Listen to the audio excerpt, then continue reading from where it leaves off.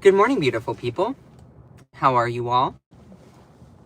Hope you are thriving, not just surviving. Whew. So today is going to be very much a continuation of yesterday because I want to actually dive a little bit deeper into specifically reading some of the emails. And I want to do that just because I want people to see what's in them.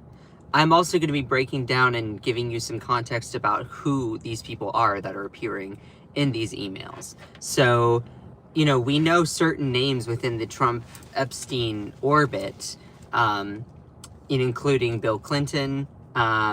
We know names now like Larry Summers, Kathy Ruemmler. I mean, these are, we know a lot of people that are within these, this orbit. And I want to just bring awareness. I am obviously going to have an opinion or an analysis or a takeaway here. Yes. Though I also just want to give you the objective information. What do these emails say? What is it talking about? And I'm here just trying to give you the information. If you and I are coming to a different conclusion based on the same set of facts, okay, work. I mean, I'm going to tell you that you're wrong, but at the same time, we're looking at the same set of information, And that's I think the danger of modern journalism today is that certain people try to twist facts to be bending to their narrative. The thing about journalists is you don't have to do that. You shouldn't be doing that. That's journalistic malpractice. So just giving the information, and then if you want to share your analysis, that's great. That's how journalism is supposed to be done. Anyway, I appreciate every single one of you. I am going to actually be reading some of the specific emails that were released, and I know the print is going to be small, so I apologize in advance to any specific viewers that might not have the best vision. If you just want to listen, I will be reading everything out. I'll be providing context about who these people are, and specifically with some of the recent ones that were released, I want to give a little bit more context about a guy, specifically Larry Summers. Larry Summers is a guy who was the Secretary of the Treasury under Bill Clinton, and also a former president of Harvard. And he's also a part of this. He's a big part of it that I don't think I feel like this is why some Democrats also didn't want this released, is because it implicates them too. But Democrats now, we're just throw it out there because, a crime is a crime. Guilt is guilt. Doesn't matter who they are. So, anyway, I appreciate every single one of you. My contour looking real good today. Maybe a little bit strong. As you can probably tell, you're like, what's that gash on your face? It's makeup. It might be a little bit strong, so I look like a vampire. But, anyway, I appreciate every single one of you. You all are awesome. Let's just get right into it here.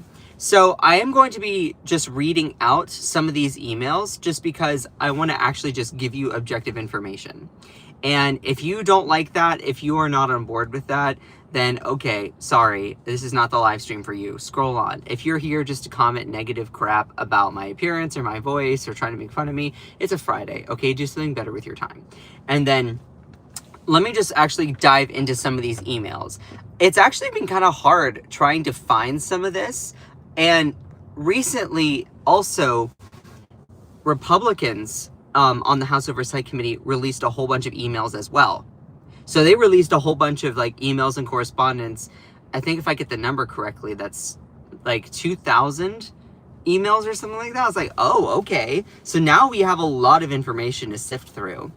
And I am going to be looking at specific ones that I saw and I wanted to share. But this is what I can see here. So this is an exchange between Kathy Ruemmler and Jeffrey Epstein. Of course, you know Jeffrey Epstein. Kathy Ruemmler, I'll talk about her a little bit more. These emails aren't damning necessarily in my opinion. You can obviously think differently. This is someone who was a part of Epstein's orbit, which I think warrants scrutiny, massive scrutiny. And I'll tell you a little bit about her. But she just emails Jeffrey Epstein saying Trump is gross. And Jeffrey Epstein says, worse in real life. and up close. I just think that's so funny. Like, just imagine emailing someone and being like, Trump is gross. And then someone who knows, oh yeah, no, he's worse in real life. That's just funny to me. Jeffrey Epstein be slaying from the dead here. But hold on, let me take a sip of my coffee. But let me give you a little bit more here. So for those people who do not know, I was like, who is this Kathy Ruemmler, and how are they related to Jeffrey Epstein? So Kathy Ruemmler is a prominent American attorney, and she was serving as White House counsel for Barack Obama from 2011 to 2014. She was the deputy director of the Enron task force. And I was like, oh, you're part of Enron? Oh, girl. Her connection to Jeffrey Epstein, this relationship occurred primarily after she left the Obama White House in 2014 and when she was at Latham and Watkins before joining Goldman Sachs in 2020. And from what I was able to tell, there was an exchange of emails and calls where she was like asking Jeffrey Epstein for advice, and I'm like, ew, gross. She has since been like, I regret being a part of this. And look, I think that people were probably drawn to Jeffrey Epstein for lavish parties and stuff like that, not realizing what his real business was. That all being said, though, for people who then knew what his real business was and you still stay in contact with him, yeah, you're complicit in crimes. I can't say whether or not we have evidence yet of that she was like that, but this is just another name within the atmosphere. Someone asked if I'm a Mexican. No. I am not Hispanic.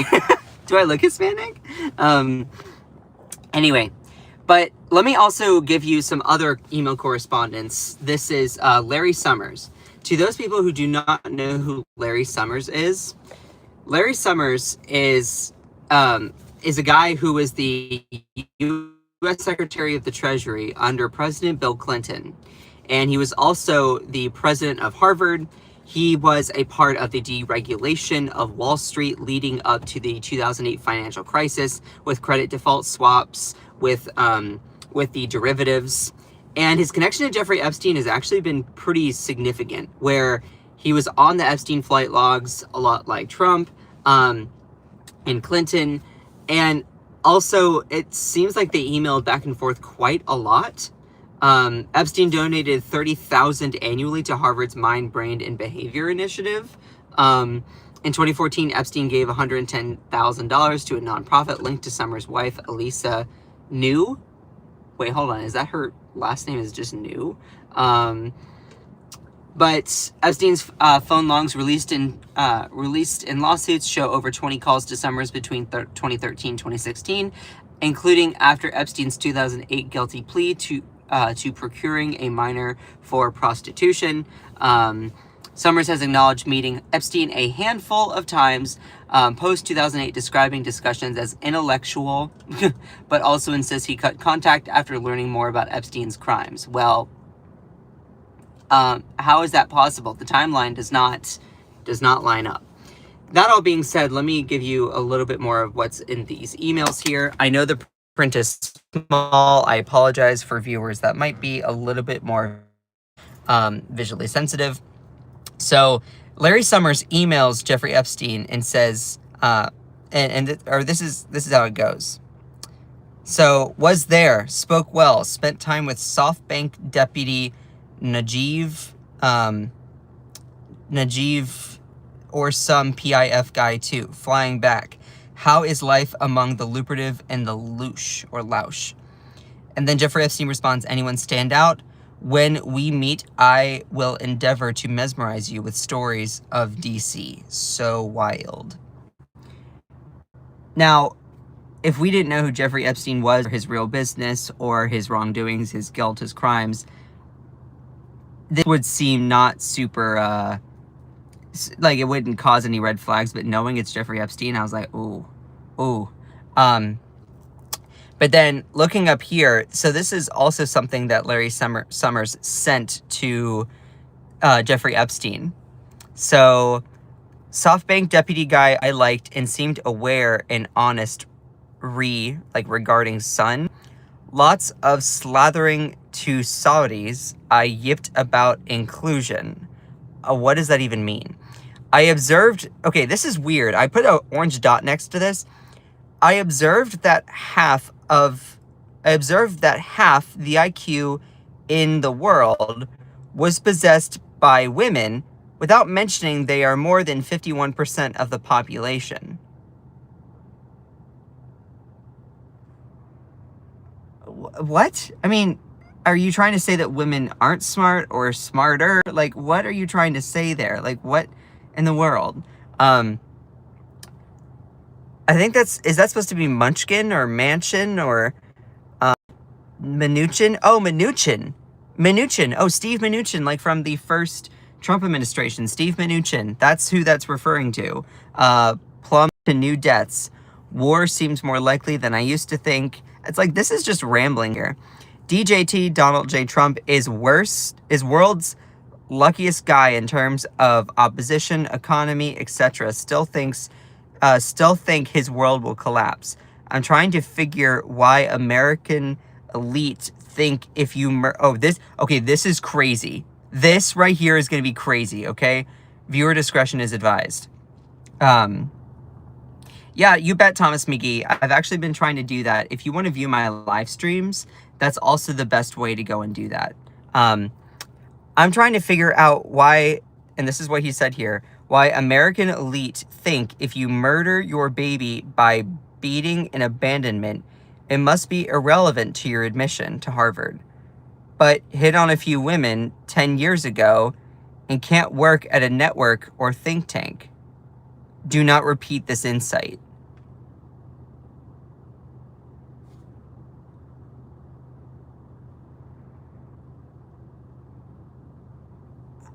Are you like saying that you're trying to justify the former? Huh? He says, I'm trying to figure out why American elite think if you murder your baby by beating and abandonment, it must be irrelevant to your admission to Harvard. Beating it, that's awful. What? I truly don't understand. He's also trying to justify, oh, if you hit on a few women 10 years ago, you can't work in a network or a think tank. Okay, but were you hitting on women even though they told you to stop or without their consent? Were you violating their personal space? Were you being inappropriate with it? Like, were you harassing them? You know, it's just one of those toxic masculinity things. Like, ew, gross. Hold on, my phone is getting kind of hot. Let me pop it out of my case real quick. Hold on. Like, what in the world? So, going back and forth with some of these email exchanges, this is just another part of the Epstein sphere. Like, again, for those people who are like, wait, who's this Larry? I just scrolled in here. Who is this Larry Summers guy? Larry Summers, who was emailing with Jeffrey Epstein. This is a guy who is the U.S. Secretary of the Treasury under President Bill Clinton, president of Harvard University, who was appointed to the Direct National Economic Council after the financial crisis that he partially caused under Barack Obama, that's one of my critiques of him. This is a guy who was very much tied to Epstein, showing over 20 calls between Summers and Epstein between 2013 and 2016, although Summers has acknowledged meeting Epstein a handful of times post-2008, but he insists he cut contact after learning about Epstein's crimes. Well, your actions quite show the opposite. He was on a lot of Epstein flight logs, and all of that, but yeah, it's just one of those things. Now, in regards to Trump, y'all, like, it is bad. It is bad for them. It is bad for the man. It is bad for the goon. Let me reveal some of what is in these emails here. I know it's also going to be hard to see. And by the way, from what I've been able to tell, Trump has not commented publicly about any of this. After all of these Epstein emails have been released, he's been like, mum's the word. He has been quiet, and it's like, oh, that's bad. You know it's bad when Trump is quiet. Although maybe there have been some developments in the last few hours I haven't been able to catch, but I'm gonna go through and hide away the chats here so I can read this. This is an exchange between This is an exchange between Jeffrey Epstein and a lady named Linda Stone. And Linda Stone asks, hey, we're moving, wrapping up taxes, blah, blah, blah.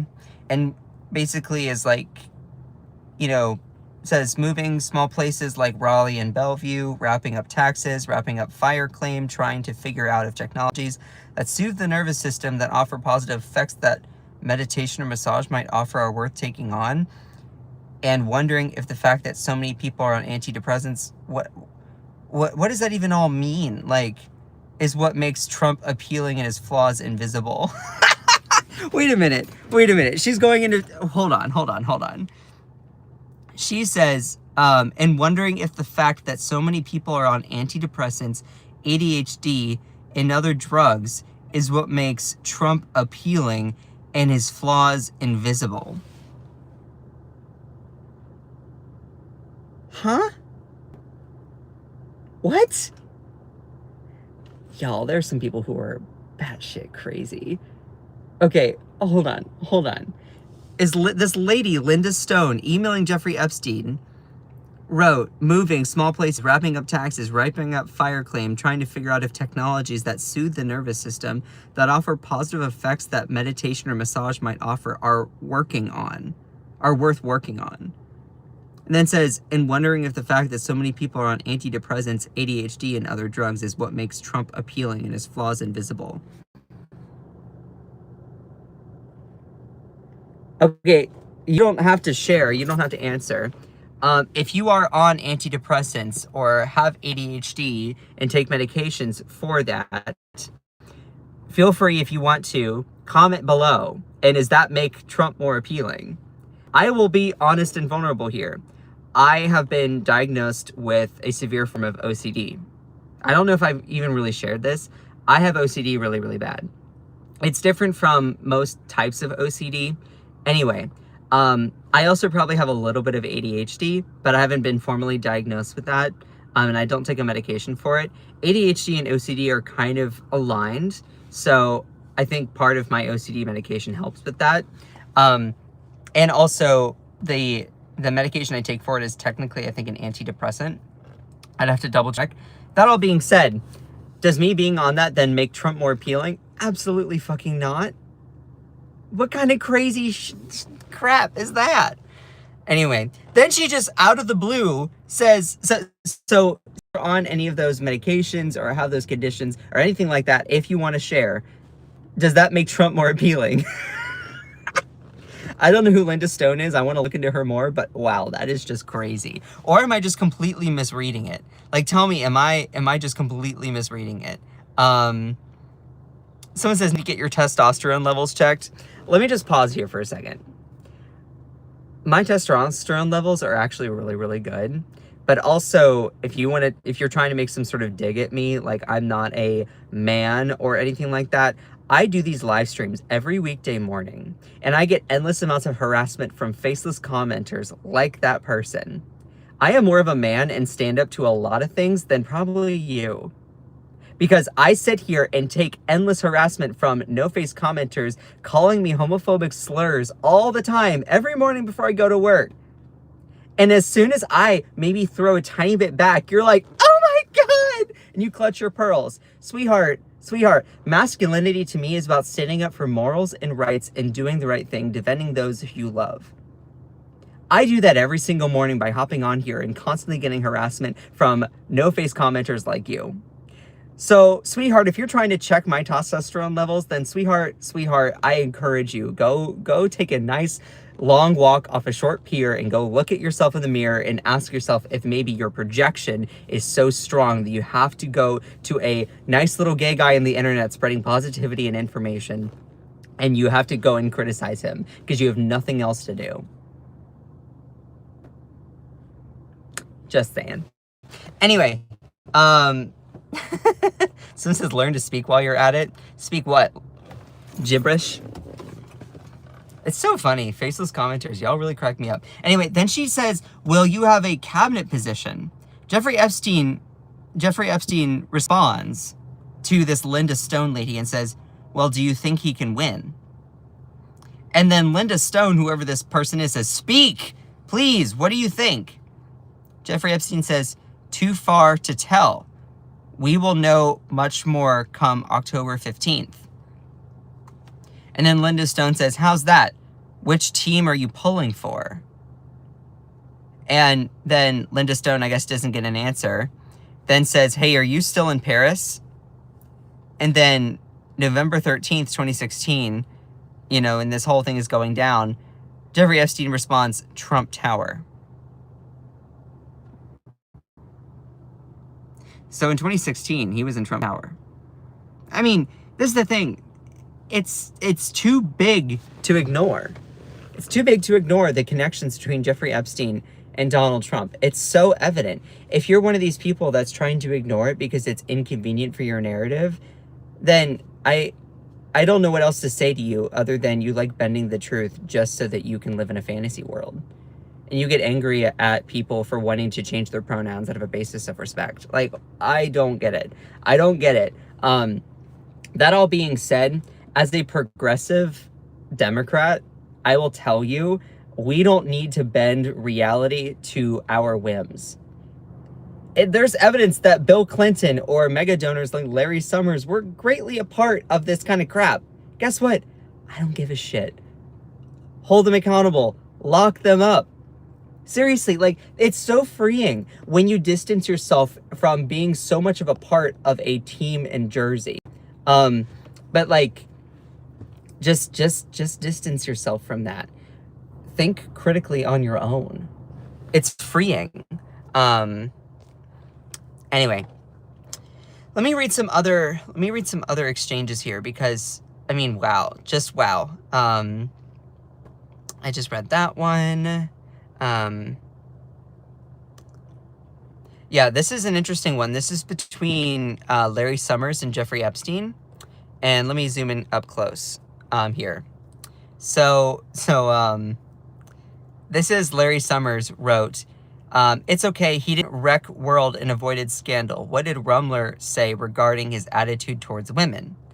And Jeffrey Epstein responds, recall, I've told you, I've met some very bad people. None as bad as Trump. Not one decent cell in his body. So yes, dangerous. Damn.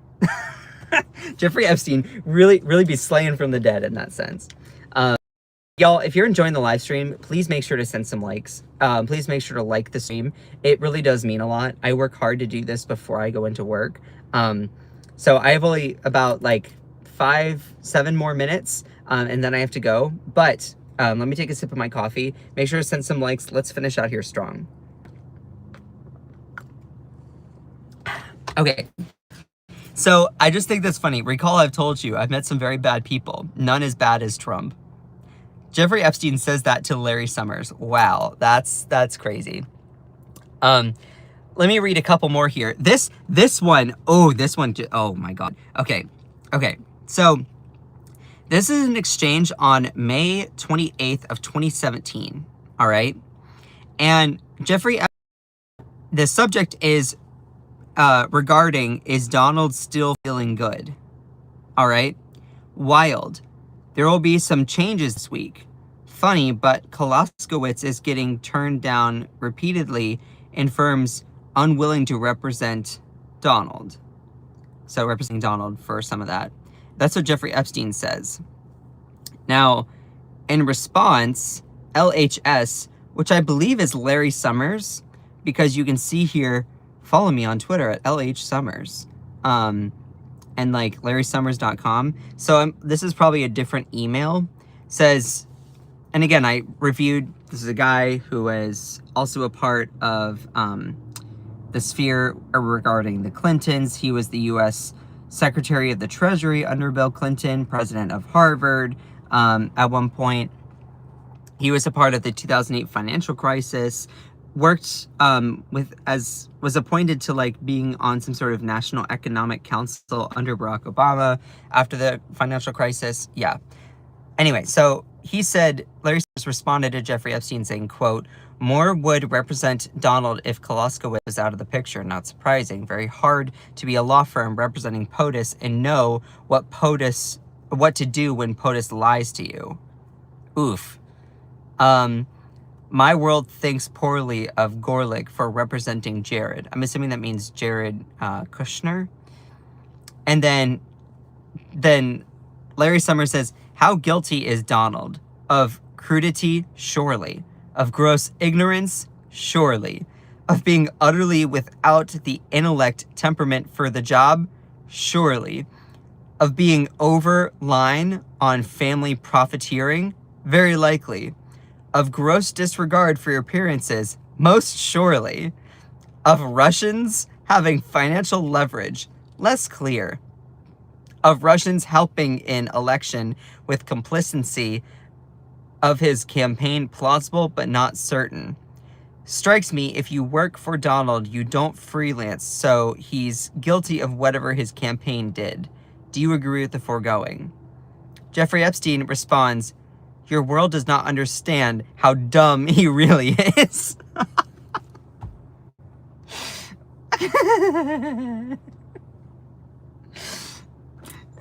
Jeffrey Epstein's like, you don't realize how dumb this motherfucker is.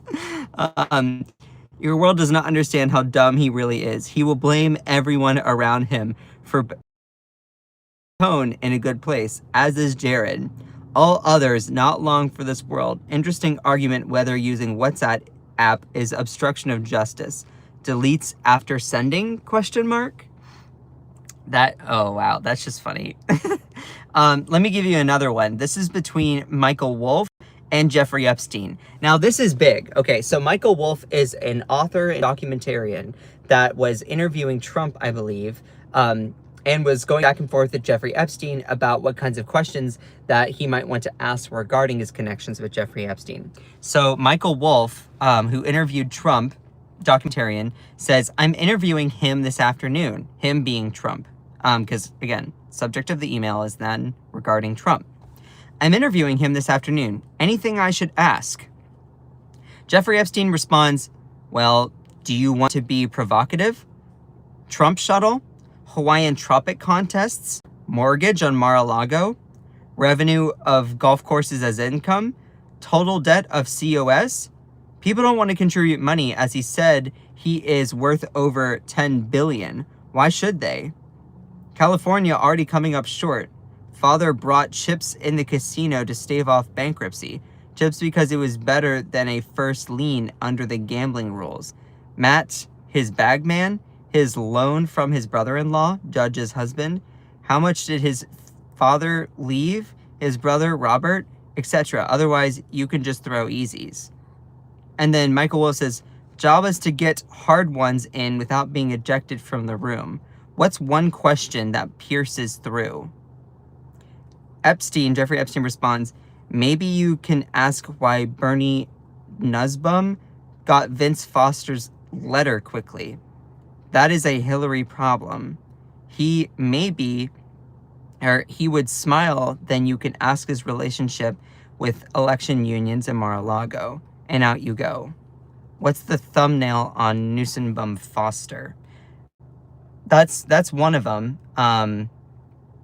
And it gets more intense here because this is how this goes between. Oh, this is different. This is different. Where's the one that I really know between Michael Wolff? Hold on. I believe that one is right here. Nope, that's not it. Hold on. Yeah, here it is. I hear CNN planning to ask Trump tonight about his relationship with you, either on air or in scrum afterwards. That's what Michael Wolff says to Jeffrey Epstein. Jeffrey Epstein responds, if we were able to craft an answer for him, what do you think it should be? Michael Wolff says, well, I think you should let him hang himself. If he says he hasn't been on the plane or to the house, then that gives you a valuable PR and political currency. You can hang him in a way that potentially generates a positive benefit for you. Or, if it really looks like he could win, you could save him, generating a debt. Of course, it's possible that, when asked, he'll say Jeffrey is a great guy and has gotten a raw dictum of political correctness, which should be outlawed in a Trump regime. Wow. Just wow. So that's like generating a debt. That's like extortion, blackmail. Like, ooh, that, I mean, maybe not going down that route officially, but these emails are salacious. Let's see.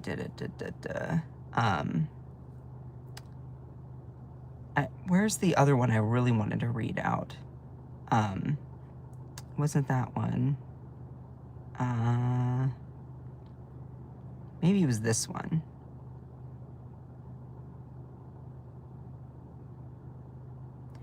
Oh yeah, so it's this one. This is between Kathy Ruemmler and Jeffrey Epstein. You need to talk to your boss, is what Jeffrey Epstein says to Kathy. Kathy says, agreed, but I need to be prepared to say yes before I talk to him. Jeffrey Epstein says, understood. It comes down to high risk reward versus low risk reward. Professional, emotional, and financial. And then Kathy says, most girls do not have to worry about this crap. And then Jeffrey Epstein says, girls, careful, I will renew an old habit.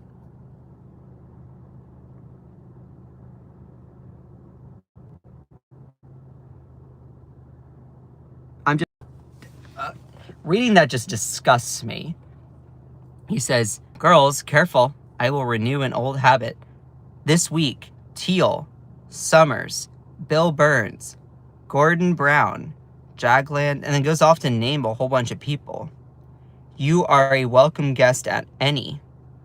Also, if you think there are interesting people in town, everyone here for a climate summit, Clinton Security Council. Oh crap, wait, I'm on blank for the next 30 minutes. Then Kathy says, doesn't look like you're prioritizing your schedule very effectively. How are you going to manage all of that? This is like Unga week, so the boss will be in town. I'll be here all week. You may get sick of me. I can't, what is it? I'm getting on the train, so I can't talk freely.